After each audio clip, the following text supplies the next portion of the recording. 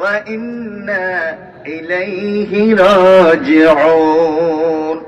জীবনে হাজার বার আমরা বলি আমরা আল্লাহর কাছে ফেরত যাব, কি বলেন ঠিক কিনা? বিদ্যুৎ চলে গেছে, হঠাৎ করে বিদ্যুৎ চলে গেছে, পাখা টাকা সব বন্ধ হয়ে গেছে, আলো বন্ধ হয়ে গেছে, আমরা কি বলি?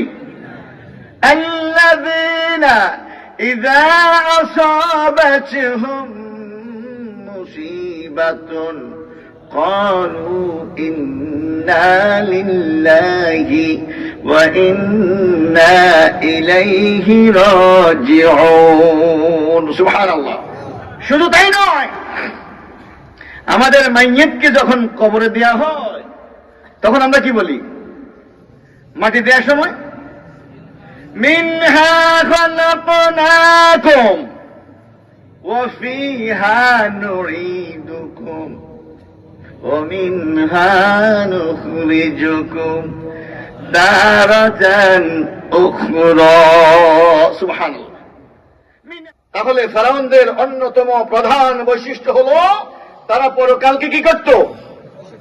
واستكبر هو وجنوده في الأرض بغير الحق وظنوا أنهم إلينا لا يرجعون। তাদের ধারণা ছিল আল্লাহ তাআলার কাছে আমাদেরকে আবার ফেরত যেতে হবে না। আমাদেরকে কি আল্লাহর কাছে ফেরত যাওয়া লাগবে নাকি লাগবে না? সুবহানাল্লাহ। আমরা আমাদের এই বিশ্বাসের কথা জীবনে হাজার হাজার বার বলছি, কি বলেন ঠিক কিনা? ওই রূহের জগতে জিজ্ঞেস করা হয়েছে, আলাস্তু বিরাব্বিকুম, আমি কি তোমাদের রব নই?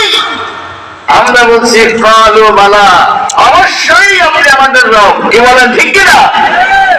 আর ফেরাউনের অন্যতম প্রধান বৈশিষ্ট্য হলো সে নাস্তিক ছিল। কি ছিল? খোদাদ্রোহী ছিল, সে তাগুত ছিল।